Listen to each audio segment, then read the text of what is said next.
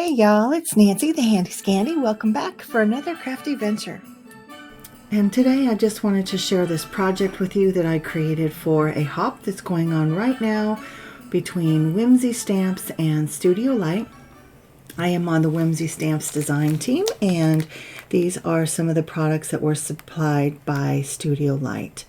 Now we have both of these wooden frames. They're called layered scenery frames, and I ended up going with the smaller square one, as you can see on the screen. I also end up using some of the glow-in-the-dark foil, and I use a lot of the glue. So I have taken my whole frame set out. I've taken the bits and pieces apart and trying to figure out exactly how it's going to go together so that I have a plan in mind. And I think this is going to go together quite easily, and in all honesty, it does. So I pop out all of the pieces, and I'm new to this glow-in-the-dark foil. And so I've watched a few videos, and I wasn't really sure how to use it and how it would respond to glue and things like that. So I wanted to cover all of my frames in this beautiful mulberry paper. So I did this little sample swatch, if you will, and I glued a piece of the glow-in-the-dark foil to the back of my back frame. And I put some of the mulberry paper over that with a mixture of the glue that's from Studio Light, and I mixed it up with some water just to thin it down a little bit, and the glow-in-the-dark foil still glowed like a charm. So that is going to be the base of my background. Now I'm doing this, because I wanted to use this glow-in-the-dark foil, right? It was provided to us. I want to learn it. I want to use it. And also I wanted there to be a light up element within my frame, but I didn't have like any kind of fairy lights or anything like that. So I have kind of traced out so this is the back layer. I traced out the next layer forward onto the back layer, so I knew exactly where I needed the glow-in-the-dark foil to go. And then I just laid it down. It's peel and stick, so you peel off the back of the glow-in-the-dark foil, stick it down to your surface, and then you can see where I've got that watered down glue in a little bowl, and I am basically decoupaging that mulberry paper over the frame and over the glow-in-the-dark foil. Why they call it a foil, I'm not really sure. I don't know. But here we are. Now I still want to take that glue and kind of adhere any stray bits and pieces down. If you are familiar with mulberry paper, then you will know that it has all kinds of little fibers and things like that. And I actually love that. And as I get close to being done, I decided I was just going to embrace those little fibers, and they actually add a lot of character to my overall design. I wish I would have thought about that here in the beginning, and I wouldn't have had to be so picky.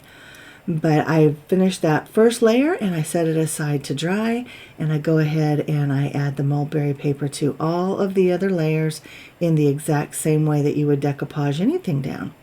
So I put the glue mixture down onto the frame, I lay down the mulberry paper, and then I lay down some more glue, and I just go around and around my frame.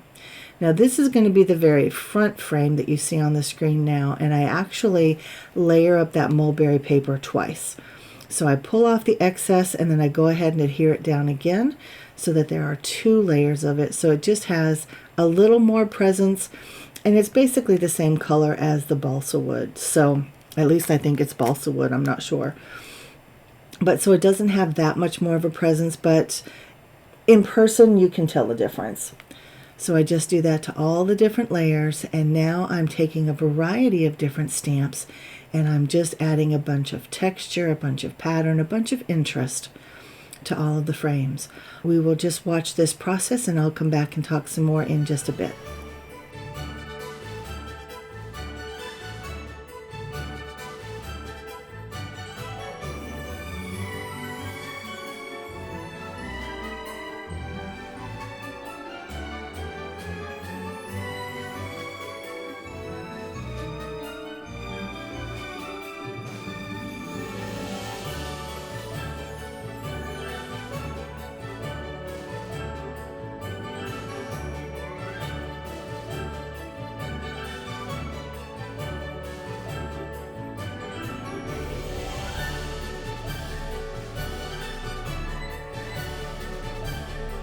And once I have all the stamping done on all the layers and it just is pleasing to my eye, then I take my blender brush and I go around all the edges of all the frames.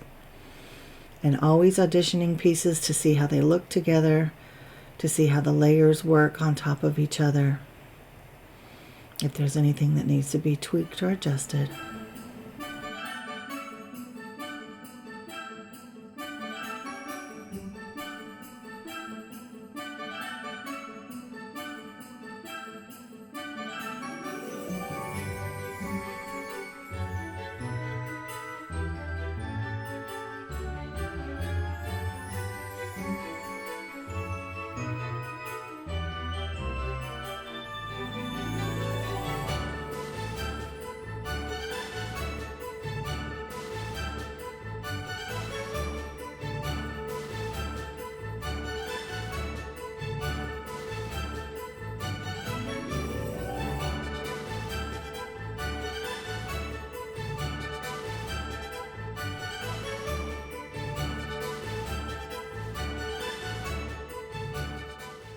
And that's looking so good.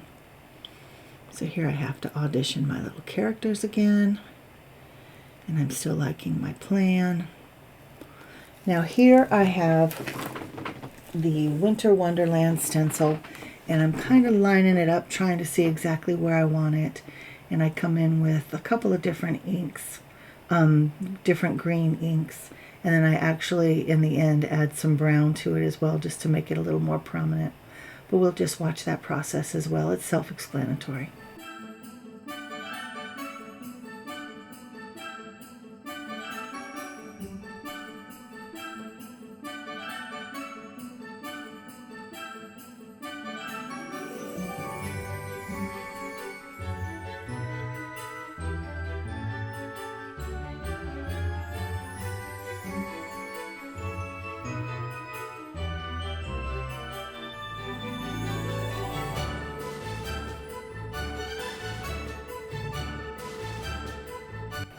Always auditioning all my pieces to make sure how everything looks together.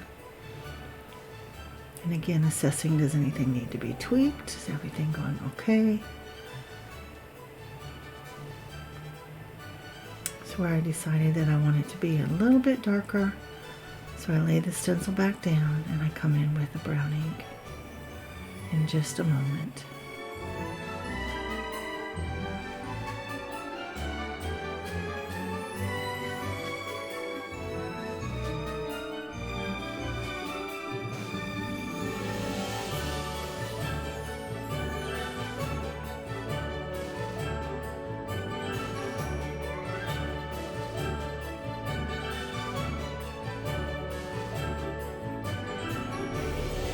Now you can see how much darker those trees are and how much more prominent they are in that background.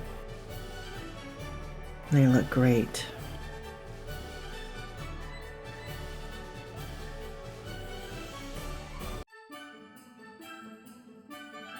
And now we need a little bit of snow.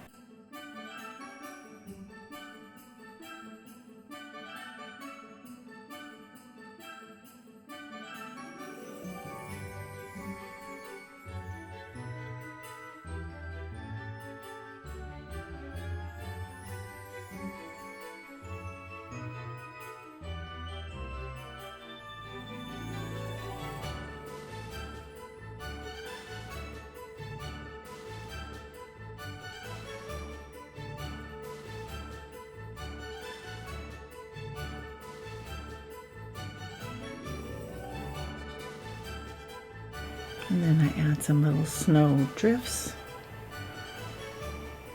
to each of the layers.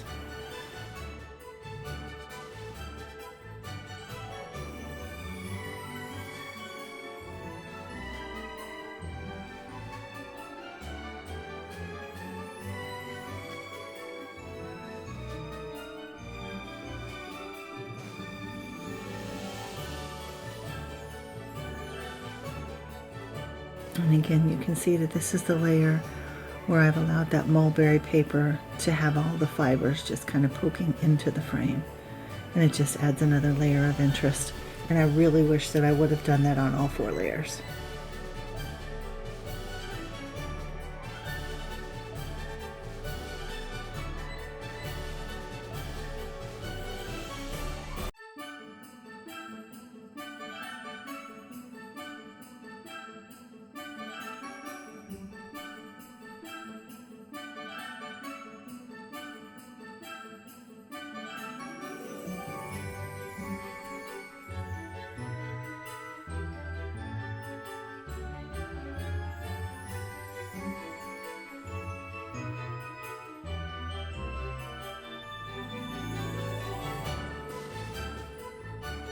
Now I wanted to add even more snow.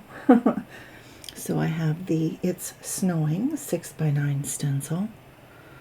I used just a little bit of modeling paste and I hit it with my glue gun, and now I'm adhering everything together with the brackets that came with the frame, and they really go together quite easy. I line them all up and get them down into their appropriate little slats, and then I push down onto my surface and they all go in at the same time. Just easy, easy peasy.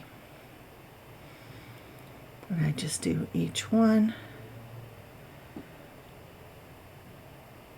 each bracket, and then when I get that one side done, then I flip it over so that's on the surface, and then I just push down and it just clicks right into place. And there it is. There's my frame. Now it is time to embellish. So here are my sweet little critters. They are absolutely adorable.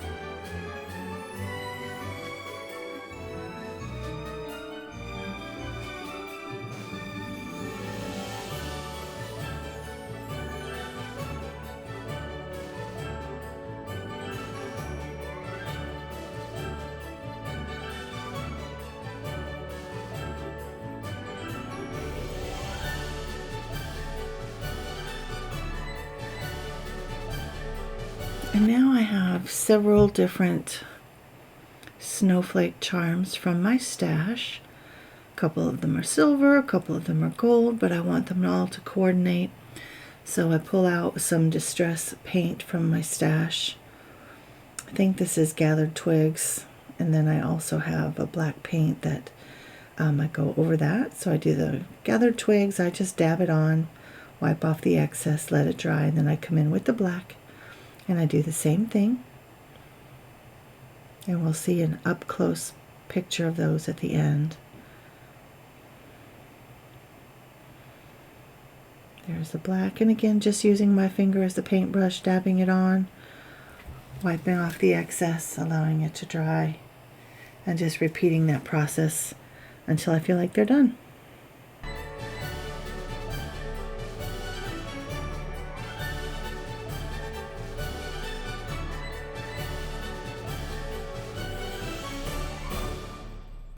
And now I have several different foliage pieces die cut out, and I'm just adding embellishments. I've got some foliage across the top, and of course I'm adding it to either corner as well. I have holly, and I have bare branches, and I have mistletoe, and I also have a bunch of berries. And I just use that wet glue by Studio Light, and I just glue down my bits and my bobs where it pleases my eye.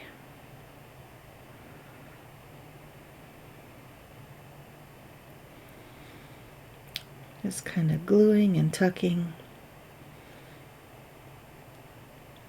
adding berries here and adding branches there. I have a little bundle, I guess, across the top that unfortunately is out of frame right now, but it's essentially the same thing as we have going on down here. And I added a bow to the top as well, and now I'm adding some, oh, what are they called? Stickles.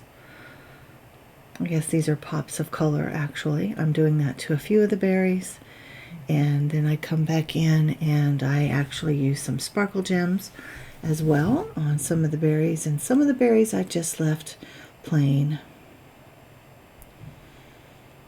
But I just like that little extra bit of shine and sparkle and dimension and texture and interest.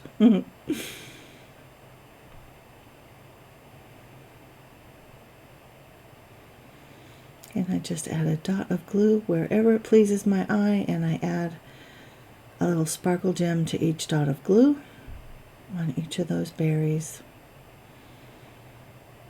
And then I do come back and I add a wooden snowflake into the center of each bundle, as well as to the top where that bow is.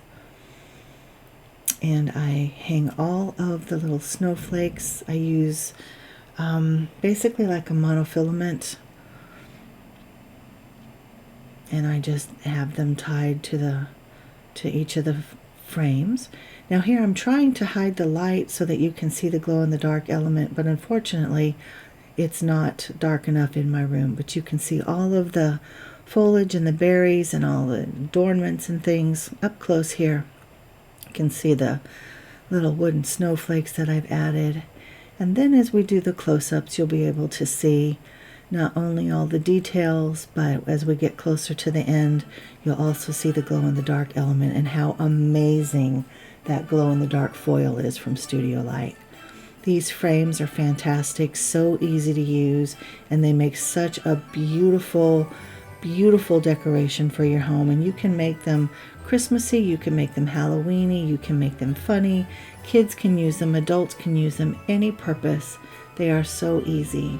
And I'm so honored and thankful to have been able to be a part of this hop. Now, I am going to link you over to Instagram, so you'll have all the hop details over there. It is taking place on Instagram. It's not here on YouTube. I just wanted to share my project here. And I hope you guys have enjoyed this. Let me know your thoughts. Definitely hop along. There are prizes to be had from both Studio Light and Whimsy. So get over there.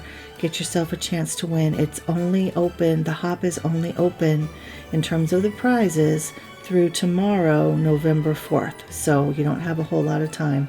But again, that wasn't the purpose of this video. I just wanted to share my process with you. So again, hop over there. Let me know your thoughts. Thank you for spending some time with me.